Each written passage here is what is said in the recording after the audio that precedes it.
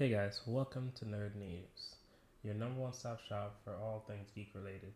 Each week we'll be covering some of the most impactful events from the past week in gaming, anime, and nerd history. So please sit back, relax, and enjoy the show. So in our first order of news, the voice actor for one of my favorite anime series of all time, Ghost in the Shell, has just died. The voice actor Motoko Kusanagi, aka Major, Atsuko Tanaka, has died at the age of 61. I would like to personally thank her for being one of the very first animes I've ever followed along with in Japanese. To remember her in case this is an anime that you've ever watched, I'll put a link below of all the other Japanese animes, games, or movies that she has been involved in during her extensive career. So now let's go on to some Pokemon card game drama. We got a little bit of drama over the weekend. The largest event for Pokemon that has just concluded last week, and not without its fair share of drama. However, the most monumental bit of that drama that occurred, at least in my opinion, was the controversy in the semifinals of the tournament. So, for those that do not know or did not catch what exactly happened, Eon Robb, a competitor, was removed for making an inappropriate gesture, basically pretending to rub an invisible, let's just say hot dog, after handily defeating his opponent Fernando Cifuentes 2-0 in the semifinals. So this is where it gets messy in my opinion. Why people are so invested in this situation when you hear about it. The gesture happened at the end of the match after the victor was decided. However, the Pokemon company decided to give the win to Fernando, who then proceeded to actually win the biggest Pokemon card game tournament of the year off of that disqualification. This has called into question the validity of Fernando's win and debates on how this should have been handled. So I will just put my 2 cents in, and I could be wrong, but when I sit back and I look at this situation correctly, I have a few feelings about this. The judges were put in a weird spot, but in my opinion, there was only a few good options. But to do so, we need to leverage exactly what was going on. One, the situation occurred immediately after the match was played and concluded. This, to me, means that giving Fernando the win after a clear loss will only affect the integrity of the tournament, especially if the player goes on to win the entire event, which in this case he actually did. Two, the gesture was not only inappropriate, but it is very lewd for a game whose audience could start as early as the age of 6 or 7 learning how to play. I mean, there is even a junior Pokemon division for that reason. So you do not want a person who does something like that to go on to win the event. 3. The prize pool is first place $50,000, second place $30,000, third and fourth place $20,000, fifth and eighth place $15,000, ninth and 16th place $10,000, 17th to 32nd place $5,000. So this means that this decision being the way it was cost Ian a minimum of $5,000 to $3,500 coming out of his pocket, and the same goes for Fernando.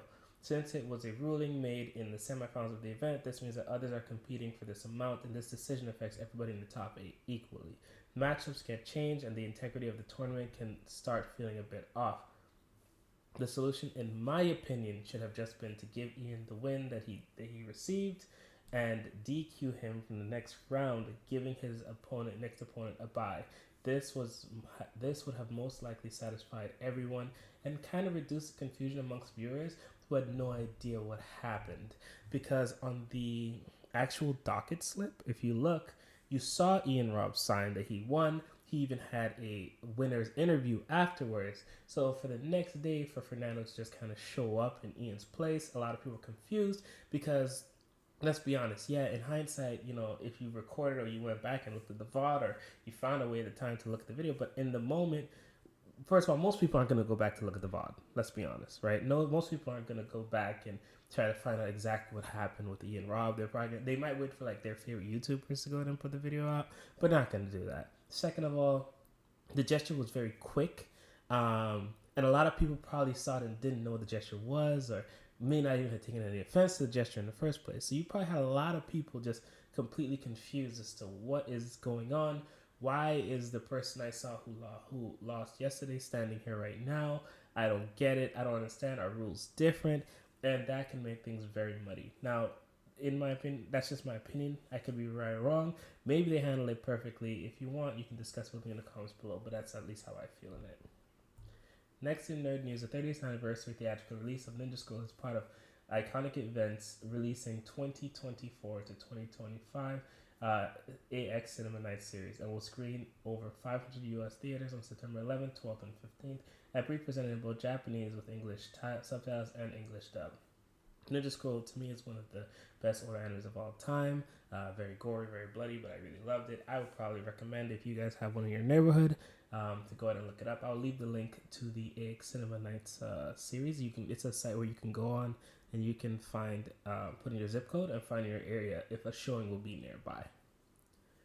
And lastly, Borderlands, or should I say the Borderlands, has sat around a 10% review score even after things have settled, and a 26% on Metacritic.